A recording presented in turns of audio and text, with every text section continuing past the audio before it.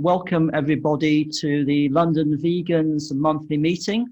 And you can see one or two of you. I just admit one or two more people into the meeting.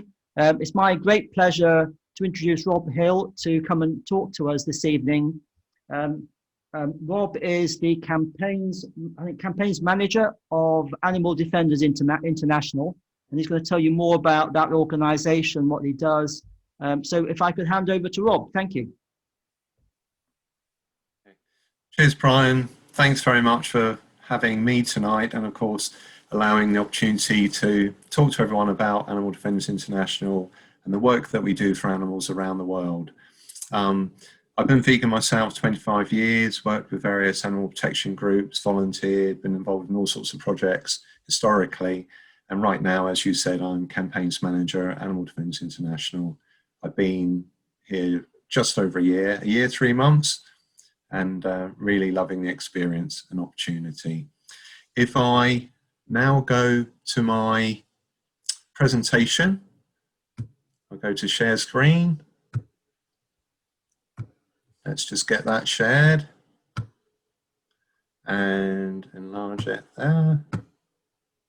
Okay, so there's quite a lot to talk about, so it'll be quite a fast pace as I go through. I understand the format is we can have questions at the end, so I'll slowly go through and define. And there's a chat box. If anybody wants to post their questions in the chat box as we go along, please feel free to do so. Okay, all right. And if that's okay, can we come to questions at the end of the actual presentation? At the end. I'm just saying they can post them as they go along. We'll check them at the end. Okay. All right. So anyway, welcome everyone, and thanks for attending tonight. Yeah, I'm really happy to be here. So Animal Defenders International, ADI, was founded in 1990, so 3 decades old now, by our president, Jan Creamer, and vice president, Tim Phillips. We have offices all around the world. I'm based in London, UK. We're in LA, in USA, and Bogota, Colombia. And in the last few years, we've had our own actual wildlife sanctuary based in South Africa, the ADI Wildlife Sanctuary. So we're sort of on all 4 corners of the planet, really. We work to end the suffering of animals in captivity and aim to protect wild animals and their environments. What with the species extinction issues and habitat destruction, of course, the overwhelming influence of climate change, the last aspect that I just mentioned here becomes more and more important to us all, and of course relates to COVID-19 to a degree as well, but I'll get to that quite soon. So we work at all levels of animal protection. We like to be holistic, we like to be thorough, start at the beginning, have the arguments covered, thinking forward about alternatives, but most of our work starts with the root of the issue, which is on the ground with the animals. And invariably, in light of the way animals are exploited and used in entertainment, etc., etc., most of it is behind closed doors. That means undercover investigations. So either hidden body cameras, mounted cameras overlooking the animals themselves. And we found historically, time and time again, that regardless of all the regulations and checks, etc., that animals are being compromised and are suffering behind the scenes. So that forms, if you like, the basis of our data, the information, and we turn that then into reports on the scientific, legal, and economic issues that relate to a particular sector. For example, animals in entertainment, circuses, or it could be animals used in experiments. We'll get to those headings as I go through the talk. But it's important to have that information, objective truths, irrefutable evidence to take forward. And that is very important indeed. A big part of our work is animal rescue. So we don't just lobby for change and try to create laws that ban malpractice when it comes to animal welfare. We look to save individual souls as well. and that involves logistically relocating the animals and into the future, caring for them for life. So that's funding their food, veterinary care, building enclosures, enhancing their environments with enrichment, etc. So once again, we like to follow the issue through, and when we've got real animals in our care, we do our very best to give them the best lives we can. Public perception around animal issues, once again, very important. So it is very important to have information with which we can educate the general public. We use the media to get our message to the masses, to inform en masse, to give people the bottom line. Often there are surprises, as all of us involved in animal protection. I know a lot of us are vegans, we're aware of what goes on behind the scenes, but with respect, the general public aren't generally aware of the status quo for animals. So we like to get the information behind us, and then we can present it to the public through the media, but also to the decision makers, the officials, the government ministers, the people that matter when it comes to affecting change. And along those lines, legal protection, in terms of continuing the conversation and argument about protecting animals, it's not just animals in peril at the moment, it's about the future, it's about the culture of how we treat animals, how we respect animals. And quite often, even with the best will, animals will always be compromised in lots of the scenarios we work within and observe. And so quite often a ban is the only way forward. It's the only way we can be sure that animals won't be compromised.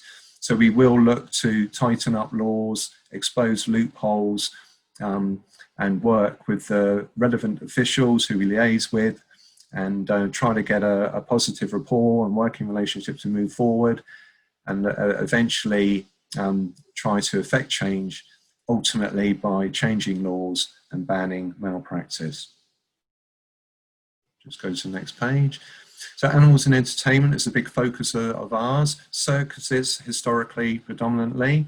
We've also looked at behind the scenes animals used in films, movies, that is, television, advertising, specific aspects of animals in entertainment, such as bullfighting, animals used in tourist attractions, used for rides, that could be elephants, camels, for example, and animals exploited, taken from the wild or bred sort of artificially for the exotic pet market.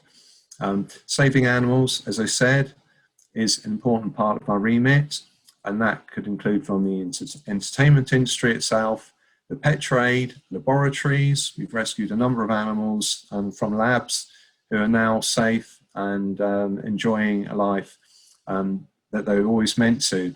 The illegal wildlife trade as well is becoming more and more prevalent in terms of how the remaining animals on the planet are being exploited in the markets for either live animals for the pet trade or bone, etc., body parts. If we're saving animals, funding habitat construction has to be an integral part of our work, and we either will fund enclosures at established bona fide sanctuaries who we know and trust, and then hand the animals over and then continue to fund their care for life. Or in the case of our own sanctuary based in South Africa, the ADI Wildlife Sanctuary, we ourselves, we bought the land around 2 years ago, and we've actually built the enclosures from the ground up. And now we have around 42 big cats, mostly from the circus industry, who have been rescued and relocated and now live in wonderful habitats. They're safe, they have enriched lives, veterinary care, top nutrition, everything effectively they didn't have historically. So yeah, we like to follow through, as I said. Animal experiments, a big part of what we work on in the past and now. There's still room for improvement and movement forward, looking at alternatives. So the primate trade, actually, lots of monkeys being taken from the wild or bred in captivity for the animal testing industry. So we have our eye on this for decades, and we've done investigations, we've highlighted the issues, the stress and suffering involved. And as I said, we need alternatives, and we don't just talk about alternatives, we actually fund and promote alternative science. We have the Lord Dowding Fund Humane Research wing of ADI, which funds alternative research. And in the last, since it started in 1974, about £3 million plus have gone from us to look at alternatives to the conventional animal testing model. So that's significant. And we're involved through our researchers and inputting into the industry, challenging the status quo, etc., trying to get movement and momentum towards a point of no animals in the sort of animal testing industry. The alternatives are there, the funding needs to come through, and the momentum will keep on creating positive opportunities, alternatives. Fur farms and trade, that's been another part of our sort of portfolio historically. We've done investigations going in, basically documenting the horrors that these animals experience all the way through from birth through to their slaughter. And conservation and wildlife, another bullet point for ADI. So widely, we've been looking at wildlife markets and trade in wild animals. That has a big bearing with COVID-19 at the moment, as you know. The premise that the source came from wild animals, and zoonotically the virus transferred to another species, human beings, and where we are now relates a lot to the way we treat wild animals and concentrate them and market them, and the stresses and strains and the mixing, the bugs, etc. So I'll talk more about that when we get to that section. So animals and entertainment. What's wrong with the use of animals in entertainment? Well, some of you might think, well, obviously, ethical challenges there, and the animals will be compromised. Well, practically, they are indeed deprived of everything natural to them. So in terms of social stimulation, mental stimulation, the ability to forage, as most animals would do in the wild.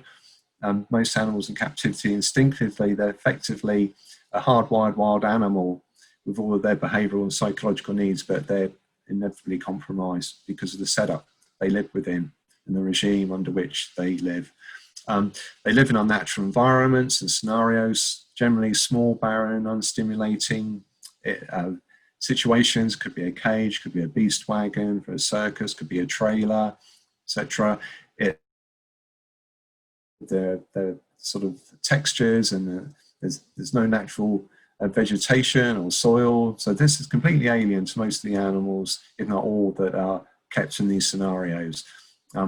Another sort of, if you like, perverse scenario often found is, say in a circus, you may have big cat predators such as tigers overlooking their natural prey animals, not necessarily the same species, but say a horse, a donkey, or a llama. So there's inevitable stress from both sides. And so there are lots of anomalies within the animal entertainment industry, the way animals are kept. They're expected to perform usually unnatural acts that animals wouldn't normally do in the wild if they had the choice. They have to comply, they're coerced through methods such as withdrawing food, water. If they're alone, they need comfort, but by starving them of affection, for example, and forced through generally cruel training methods, we get human beings, we get animals to do things they wouldn't normally do. And even though they may not be complaining in a tangible way, we know that they are indeed being compromised. Their basic professional welfare cannot be fulfilled. Abnormal, repetitive behaviours observed, stereotypic behaviour, which most of us should be aware of with lots of animals, including farm animals, swaying, pacing, rocking, they're all evidence of stress. The stress caused by the environmental and social deprivation which they endure. Another important aspect is actually when individuals see animals performing, often they're doing silly acts, they're dressed in silly clothes, and I think an individual might watch a documentary, let's say about a chimpanzee and habitat destruction and bushmeat trade and issues from tourism, for example, and be concerned, generally concerned, and want to help and act, but then they may be passing I don't know, certainly in America, a place where there's a chimpanzee dressed up, smoking or painting a picture, doing something ridiculous, frankly, and it muddies the waters, and it sort of clouds the conversation and issue about the real conservation status of chimpanzees in the wild. So we're very aware of this. If you're on the road, a circus owner, everything's transient, it's temporary, you're moving on, you need a practical setup to hold the animals, house the animals, you can't release animals because of safety issues, obviously. You wouldn't want necessarily elephants roaming free, so they're contained, they're chained for the best part of the day, up to 70% our research has found, and observations on the ground, and big cats approaching best part of 100% of their day, between 3/4 and 99% of their day, bar training performance times. They can be incarcerated in a small truck, a beast wagon, on the back of a trailer. Circuses have tried to create the illusion that everything's fine with smiles and glitter and music and all of the, the traditional sort of gaiety around circus performance, but we found time and time again that animals are being brutalized, they're suffering, they're being coerced through fear, pain, and punishment. Every time we filmed, we wherever we are, these aren't one-offs, these aren't bad apples, this is an industry standard. As I said, simply animals do what they truly don't want to do. In the performance, you have the noise, the lights, the screaming, crowds. All of these things are highly stressful, and it must be a terrible life for these animals. There can be no confidence that any performing animal has not suffered during a lifetime of training. Specifically, you may remember we had Anne the elephant, who's now at Longleat Safari Park in Wiltshire, but she was a long-term animal performing with Bobby Roberts Super Circus, and we set up hidden cameras in her winter quarters outside of her performing season, and we documented over 3 weeks 48 times she was hit basically by the workers, kicked and whacked with brooms, and it was terrible what we saw. It was shocking. Now that went public, and when we released it, it caused a huge stir, massive outrage. Within a week of that release, and the press, public reaction, and Bobby Roberts was obliged to release Anne into someone else's custody. So Anne was with the circus, and indeed soon after he was convicted, the first person to be convicted under the Animal Welfare Act. So that document we had of that, and the evidence and the credibility, allowed us to move forward, and indeed this had a bearing on the public perception, allowed people generally across the UK and around the world to reflect on whether they themselves visit a circus. 25 years ago, some of you may remember, I remember Christmas time circuses on the TV. The UK had a big industry, lots of circuses, lots of circus animals, and also we were supplying thousands of animals around the world. There were a few names, a few big families that were at the centre of this. ADI went in undercover and over a few years documented the reality for the day-to-day lives of these animals, cross-species, and we found deprived conditions, and the animals were often beaten, sworn at, kicked, abused, away from prying eyes, so they thought. And that's the value of investigations, undercover investigations, where you can document what's going on behind closed doors. And unfortunately, it's never pretty. Once this footage and report and video got out, it helped to change public perception again. And Mary Chipperfield, who's the big name at the time, who's the epicenter of a lot of the UK circus world, she was prosecuted herself. That made the press. It was really big. So it's really important, all of this investigation work and the follow through to give insight to the general public, because the public, they're the customers, and the public don't want to go. If they vote with their feet, their purse, then it helps affect change. It helps devolve the bad and create something positive. Right now, we're at the point of there being bans in the UK, but that came slowly. The politicians weren't acting straight away. We continue to go behind the scenes, and eventually we're in a situation now where indeed Scotland, England and Wales have enacted a ban on the use of wild animals in circuses, which a great thing indeed. National restrictions all around the world with performing animals and travelling circuses, 47 countries in all at the moment. There's lots happening. There's legislation also being progressed in France and Lithuania as we speak, and under discussion in countries including the USA.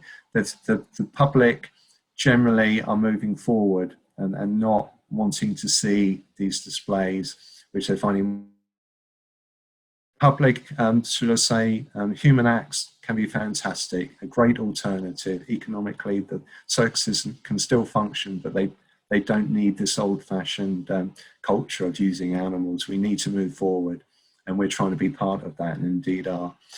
Stop Circus Suffering is ADI's global campaign to end the suffering of circuses, and we are working at all levels because of all the different states there, and so different legislations. We need to work at local, regional and national level. Also in Central America, Latin America, ADI, we've helped to enforce bans in Bolivia, Peru, Colombia, and most recently Guatemala, where we, in going back a number of months, we relocated Guatemalan big cats to our South African sanctuary to add to the animals that were already there from Peru. So we ultimately want to change public perception, move the culture forward, help enact and get bans where possible, and those individual animals, the survivors, we get to a place of safety.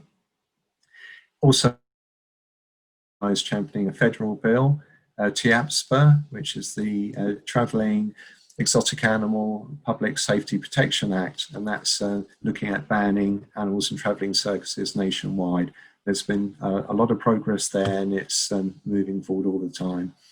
No Fun for Elephants was a campaign by us looking at and opposing the use of elephants, specifically elephants for rides, performances and appearances at public events in the USA. Our video of Have Trunk Would Travel then, now called The Preserve, who actually had elephants in movies, including Water for Elephants and Zookeeper. We found shocking and harrowing evidence with animals using stun guns, beating the animals. It's really tough to watch. A baby elephant was hit and dragged by the trunk. The elephants were chained for half the day, not being able to move. As a result of that, numerous fairs and festivals across the US cancelled the bookings with these guys because they realised that the animals were suffering and there was no alternative but to cancel. So by having the document of the undercover investigation and the scientific backup as to why the animals are being stressed and how they're actually suffering, you create an irrefutable argument which you can sort of put forward and get positive results with. Also, within animals and entertainment, animals used in advertising, we had a couple of victories here. I can relate to you, T-Mobile Austria. They shelled a commercial involving a real elephant, and we contacted them and liaised with them, and eventually they created a 3D alternative ad, which was very successful and very convincing, actually. And they vowed never to use performing wild animals again, which is a result. Also, Vision Express, after they used monkeys in the TV ad, some of you may remember, we touched base with them, showed them our undercover video evidence, and spoke about the levels of compromise for such animals, and they agreed to introduce an ethical policy on animal use and no longer feature any wild or exotic animals. Here's Jan and Tim in Bolivia during one of our rescue operations. We relocated a lot of animals, big cats, most, in effect, hundreds of animals historically, to sanctuaries over the years, back to the wild if possible. But then a lot of the animals, they've either been, the circus animal, let's say, been inbred, they've been mutilated, that's claws and teeth removed. They may have, again, if they've been inbred, then bad genes you don't want back in the wild. They may not have the ability to exist in the wild, and they may go to people and be vulnerable to exploitation or worse. So if we can put these animals back in the wild, we always will. And we've had some real successes, some wonderful stories. And again, working with the authorities is important. It's not about us and them. It's about working and collaborating together. And we've helped in Bolivia, Peru, Colombia, and Guatemala to enforce legislation banning the use of wild animals in circuses. And that means going in with the authorities, quite often with armed officials, because you can imagine a circus quite often will be reluctant to give up the animals. And so we've needed to go in with that sort of protection where we can seize the animals and get them to a place of safety. We've also, I think I mentioned earlier, saved animals directly through the pet trails from laboratories and the illegal wildlife trade. The rescue mission in Bolivia was documented in the movie Lion Arc. So here's a plug. It's a fantastic movie. It's an hour and a half long. It's available on our shop, but it gives you a real insight into the process, the politics, the lobbying, the liaison, the logistics, and the work on the ground, including the investigations, actually. So I do recommend Lion Arc, the movie. All right. Some of the personalities that came from that, we've got Chilita the bear here. Unfortunately, she had her toes cut off, and she had her teeth broken because she was a perceived threat. She lost her hair due to stress-induced alopecia, and she spent a lot of time in a small cage and endured an awful lot, but we managed to get her out, and now she's enjoying a wonderful life in a natural rainforest habitat. Pepe the spider monkey, similar situation, long-term in the circus, chain around the neck, teeth broken, photos taken for the tourists and the people attending the circuses. He's now in a fantastic habitat, swinging around with his kin, Peruvian Amazon rainforest. Another success story. And here's Jade in a cage on the left, but in the wildlife sanctuary in ADI Wildlife Sanctuary, South Africa right now, enjoying a pool, cooling off. If anyone that knows anything about tigers know they love water. So she's a happy girl now, and she's got all sorts of enrichment, as have all the other rescued big cats. By the way, these animals can be adopted. So you can adopt them through our website, and we've got a comprehensive list with the animal stories. The sanctuary itself, it's very large, 455 acres.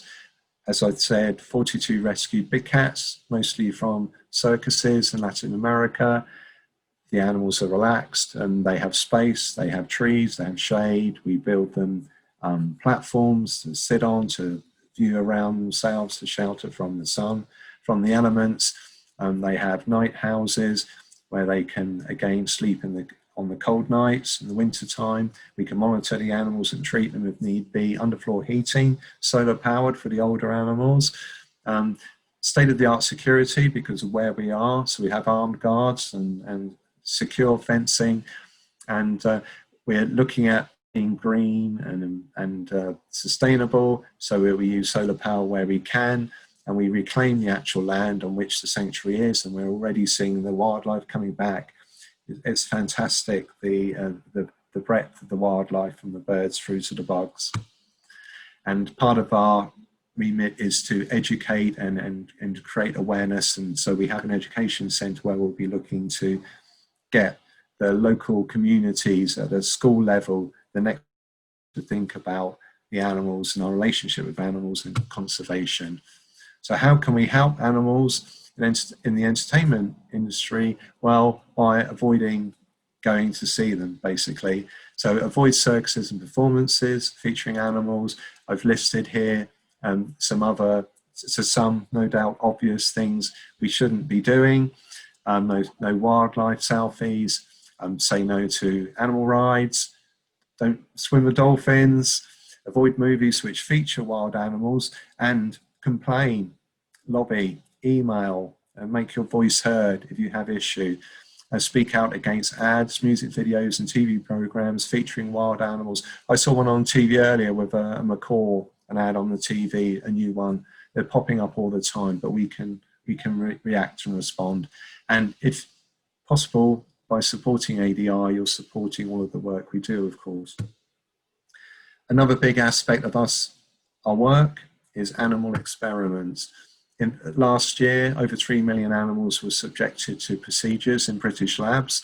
The species used include non-human primates, monkeys, dogs, cats, guinea pigs, rabbits, hamsters, all the way through to amphibians. You can see the list here. The majority of those animals are rodents, and they are mostly part of GM, genetic modification research, for which 2+ million mice are used. Over that period. The second most commonly used animals are fish, actually. Most of them are zebrafish. In 2009, approaching 500,000 were used. Fish rhinos is coming into the, if you like, animal protection movement now about their sentience, their nervous system. It's important that we protect fish as well, of course. So last year, over 2,500 dogs were used in tests.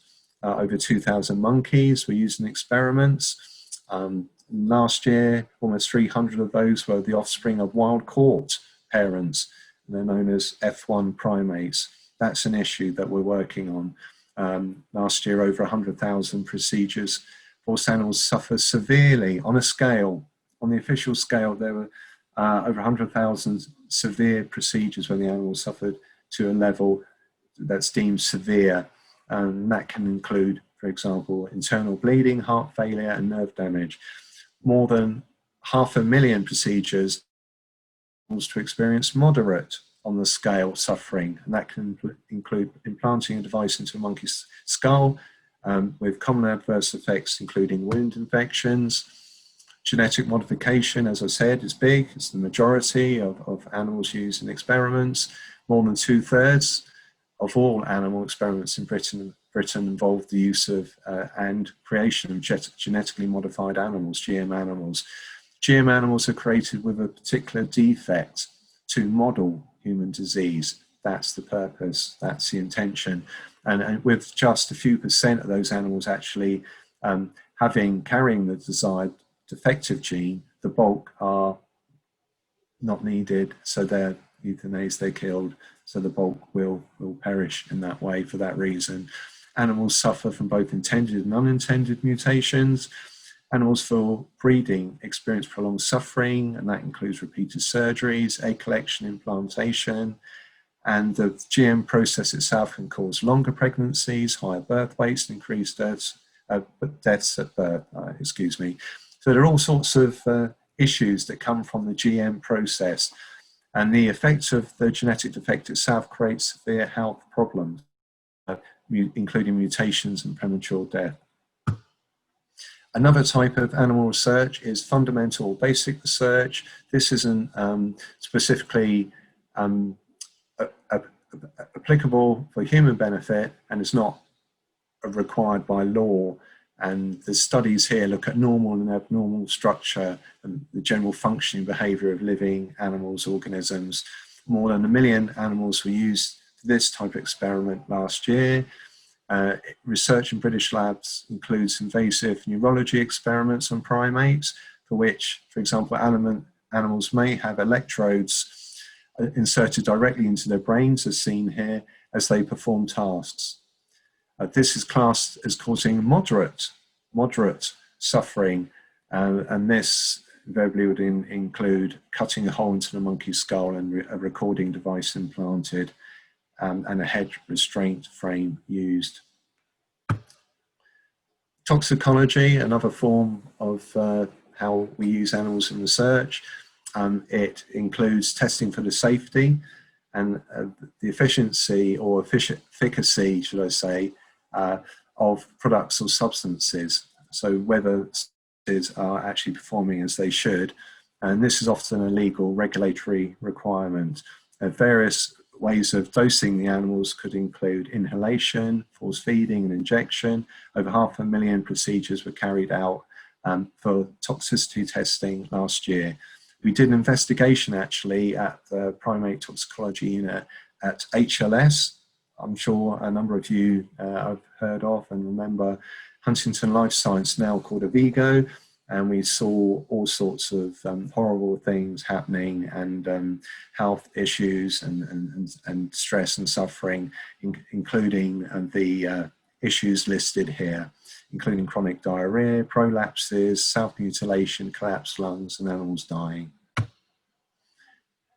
Species differences between animals can give different results to humans. So the whole premise that an animal experiment has relevance to the human model can be challenged by the very fact that each and every species is different, its physiology and anatomy.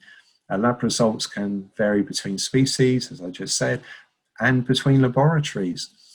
Tests on the same species or strain can be affected by their age, sex, diet, and bedding material.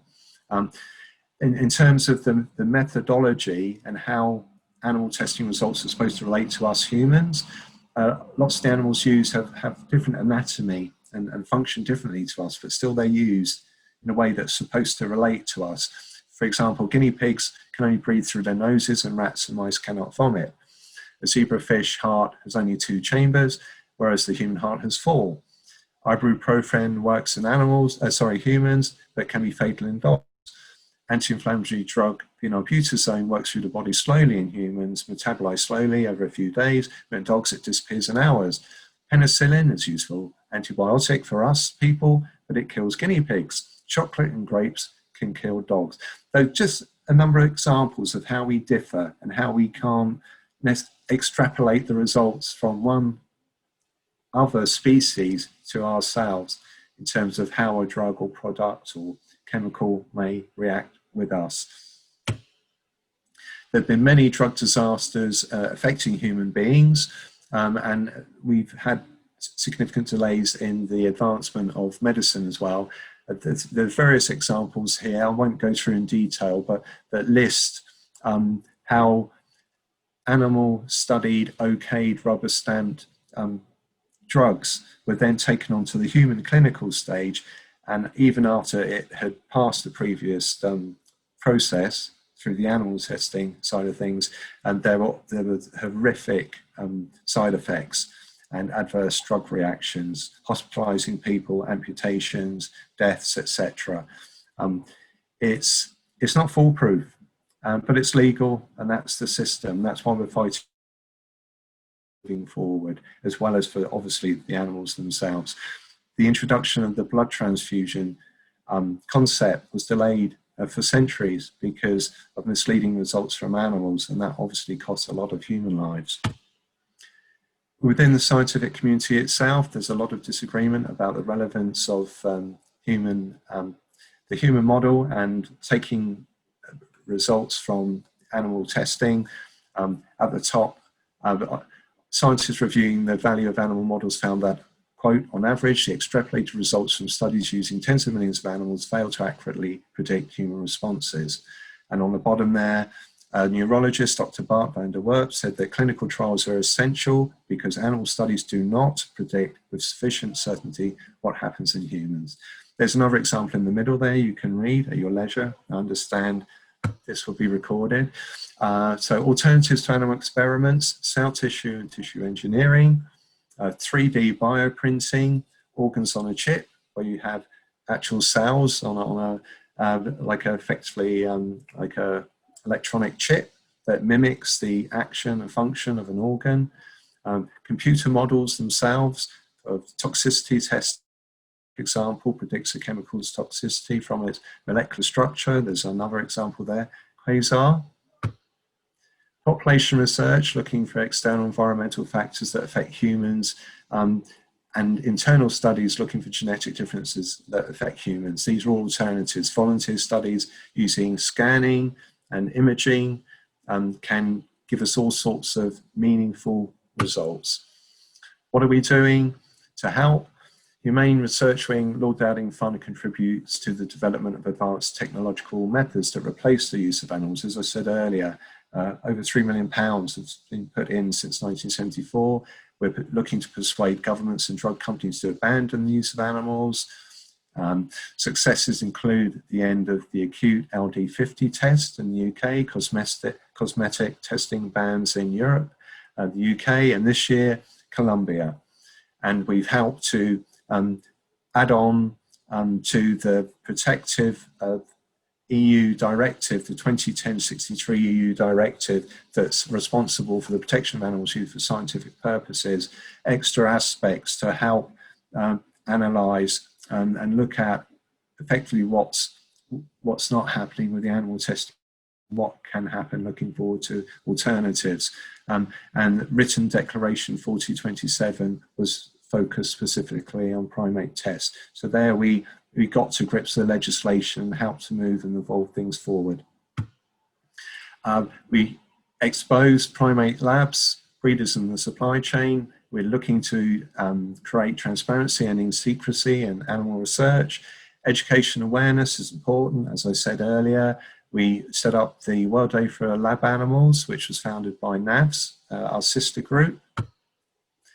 One of another actual investigation at BPRC, Biomedical Primate Research Centre in Holland. We went behind the scenes, and you can see for yourself listed here, we documented all sorts of suffering, and that was all there to be seen. We had a hidden camera, and we recorded everything from day to day. COVID-19 is relevant to animal testing right now in terms of vaccine, the normal procedure before it goes to market, safety testing of animals as usual. Due to the response, the numbers of the pandemic, the regulatory authorities have bypassed animal testing required, even so it's still taking place, along with clinical trials in some cases. We're calling for an advanced human relevant scientific method regime to be prioritised, and any regulatory requirements for animal research to be lifted so that safe and effective vaccines and treatments can be progressed more quickly for the good of all. Animals is being used to study the transmission of the virus, how it functions, possible treatments. These include studies on mice, which don't have the same receptors that the virus uses to infect human cells, and like primates show much milder form of disease when infected. There are issues here. Ultimately, right now, there are human relevant advanced scientific methods and analytics being used by scientists, and you can see here listed that are viable and are meaningful, looking to get things moving forward quickly and cheaply. Excuse me. So what can we do to help animals in labs? Sign and share a petition regarding cutting animal tests to tackle COVID-19. Contact your MP to urge them to progress the adoption of advanced non-animal research methods and phase out animal tests. Only purchase products labelled cruelty-free. You can check with the manufacturers or online. An urgent action is happening right now in Mauritius. A monkey breeding establishment is looking to, you may have seen it online in the last few days, to expand. They've put their application in. We, all of us, can Go online. If you look at ADI's Facebook post today, you'll see it. There's a link there. You can contribute. You need to do it in the next few days, by the 31st of October. So that is a positive feedback towards stopping this expansion. Fur farms and trade, I'll quickly go through what's wrong with it. Huge numbers, farms and caught in the wild. They're denied their most basic natural behaviours. There's stress, chronic deprivation, extreme confinement, psychological and physical damage. It's brutal and horrific, the way they're kept and slaughtered. We've investigated fur farms a number of times in the European area, including the UK.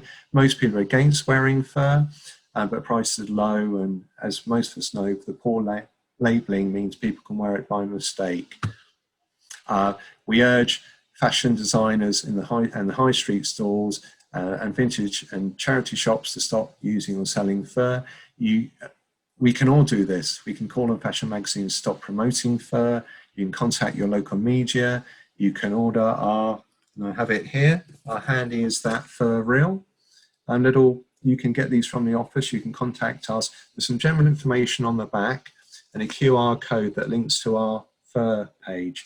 So the information is there for reference that you can give to people wearing fur in the high street, politely I suggest, and allow people to evolve and move on.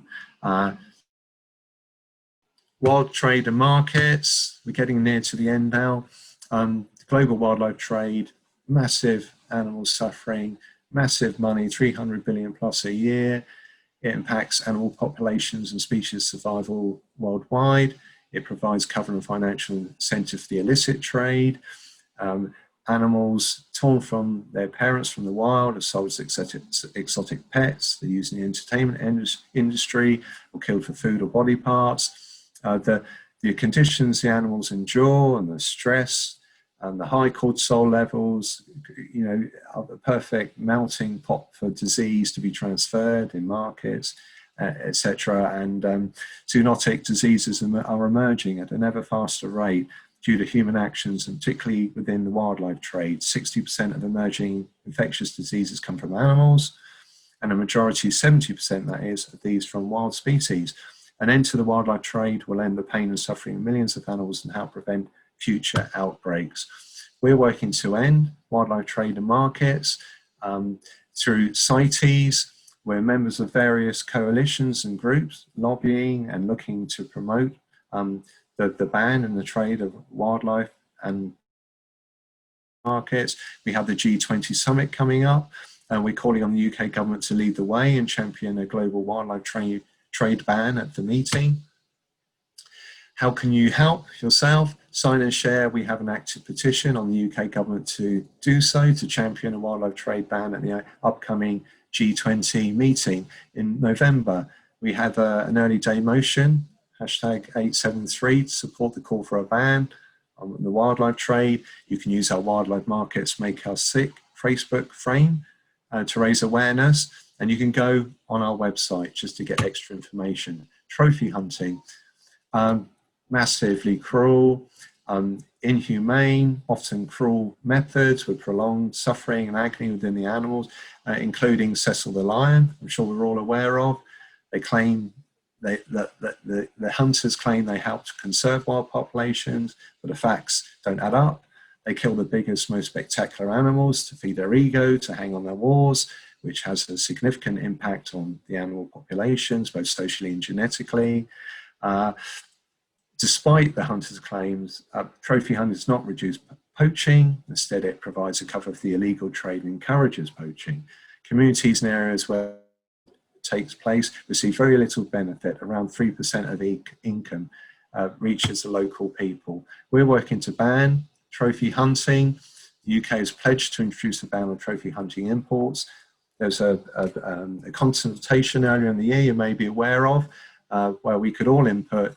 We supported a full ban. That was one of the options, and we're moving forward with that. We're still waiting for a response. In the US, the world's largest importer of trophy hunting trophies, we're campaigning for a similar import ban through the Cecil Act and the Protect Act. And in Colombia, there's also movement there. what can you do? In this case, urge your MP to support early day motions 50 around banning trophy hunting and 767 around trophy hunting imports. And indeed, please visit our site again. We have lots of resources. Our website is fully searchable. There are all sorts of reports, literature and videos, which is free, open access to all.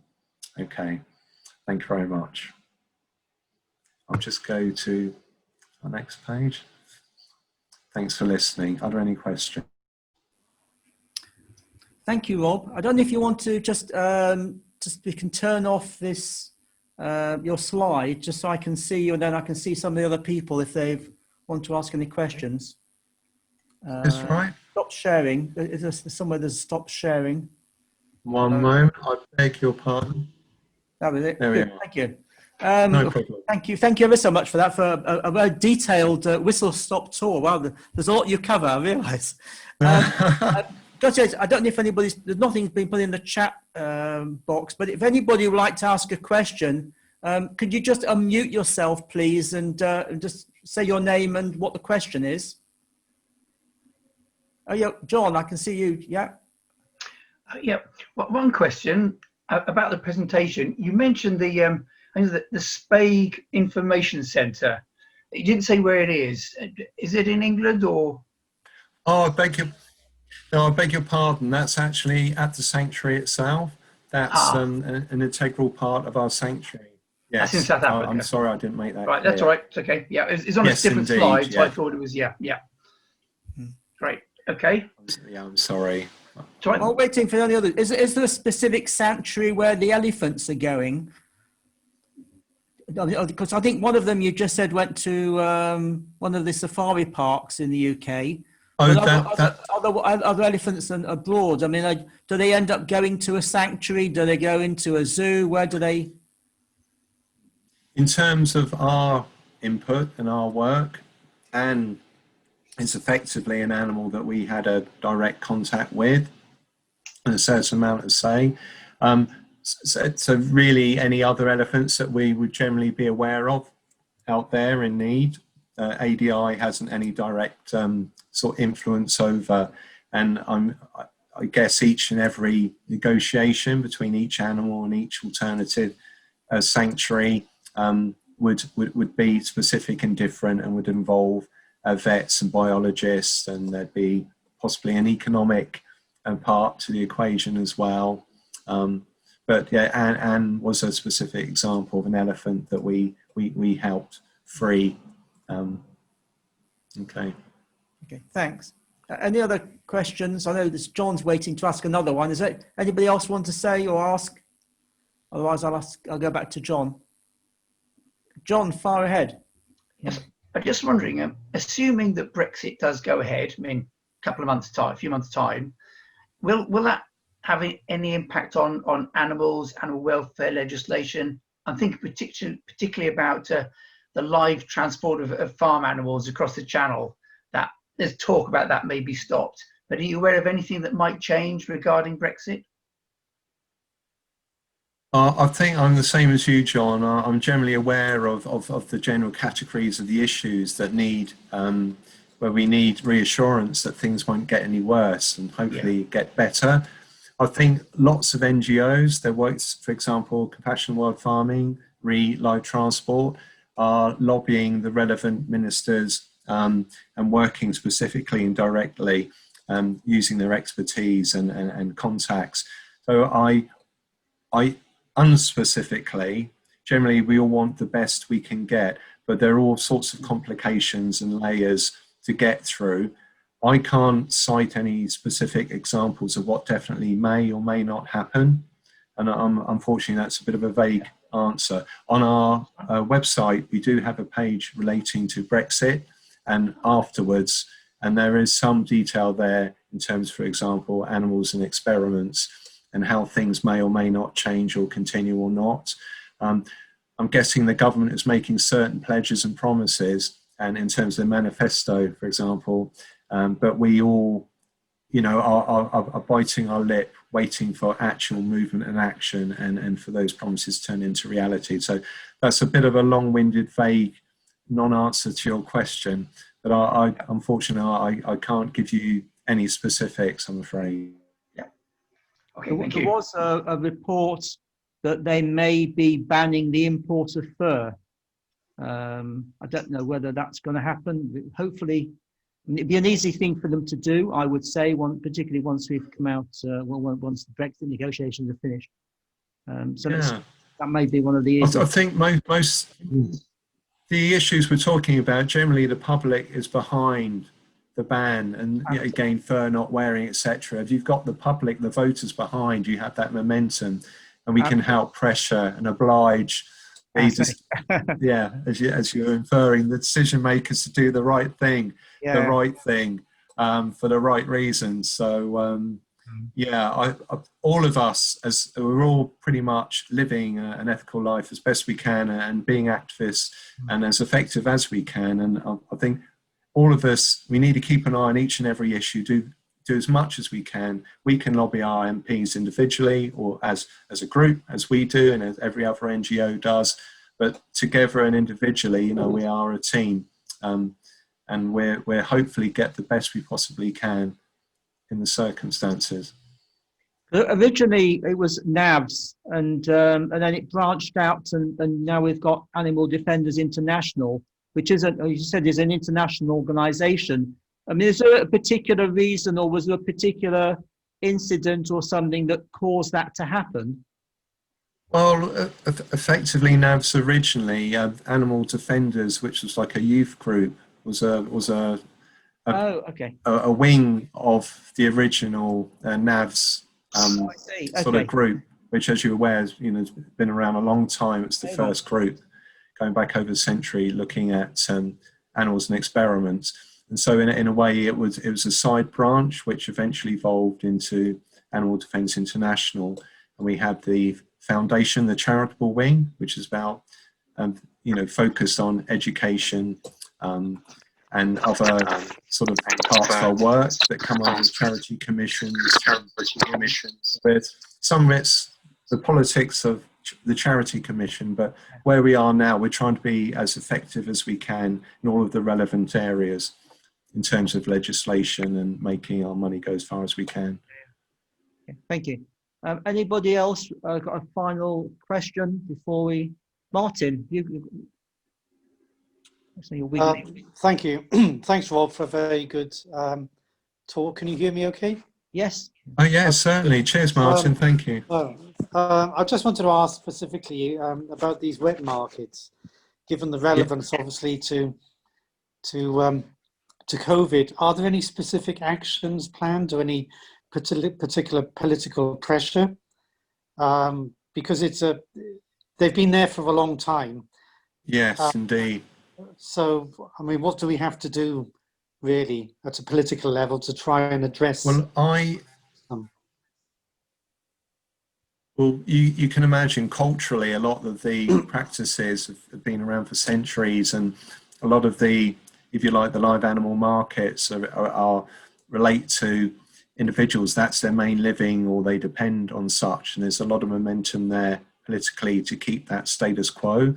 But as I inferred, and I think we're generally aware that as time's gone on, through so many different issues such as habitat destruction and growing population and how we're interacting with animals and bringing them animals that aren't evolved to be together, we have created a melting pot. And so I think globally at all levels, national and international bodies are talking and moving. We're hearing the right sounds about the right thing, i.e. looking at bans, limiting, the way animals are brought together in different contexts, and that includes markets. Now, I recommend going onto our website and looking under sort of wildlife markets, and you can see some specifics of what's happening in the UK. We are part of various coalitions, and lots of NGOs are working together to communicate with the government the general arguments around bringing different wildlife species together and in the conditions so that when they're created together and in markets and blood and body fluids and everything else, and people touching, contaminating, and then for example, exotic animals and pets and body parts moving around the world. There are various ways in which we can spread disease and zoonoses passing from animals to humans. We're all acutely aware right now about COVID. So a long answer to your question, it's very complicated. There are many layers to it. We've got culture and economics involved as well, different nations with different realities, different thresholds, acceptabilities in terms of you and I, we may see an image earlier, a lizard in a cage as a tourist, and it breaks our heart. But from a different culture, if we see that animal, then possibly that's lunch.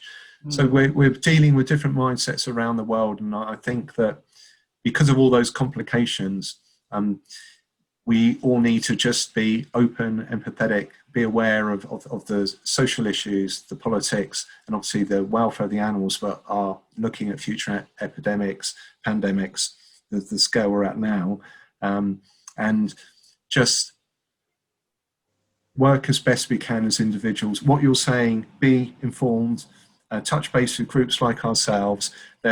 We are communicating with politicians at a UK and international level, and the coalitions are talking all the time now about the link between wildlife and COVID and pandemics generally and what we've experienced historically. So I don't think specifics, if I gave you specifics, I think we need to think broader and do research on the open conversation that's happening now. And if not already, I think you'll be very surprised by the positive progress and the depth of conversation and how it relates to the real issues of the link between wildlife and pandemics. So we are part of that. But if you check out our website and just have a quick look and see specifically what we're up to and how we link with other coalitions and in a broader scale are trying to move forward internationally. So, okay, thank you. Thank you. Was that helpful? Was that helpful? That was, thank you. Okay. And I've looked at the website, and the website is very good. There's an awful lot of information on there. So thank you. Thank you. Well, we endeavour to keep everything topical and up to date, and whenever there's any developments, then we're on it straight away and we update. And obviously everything is peer-reviewed science, and it's not, whatever our opinion, it is objective, factual content that we put on our site. Thanks for the question, Martin. Thank you ever so much, Rob, for coming to talk to us. And just on behalf of everybody, I'll give you a round of applause.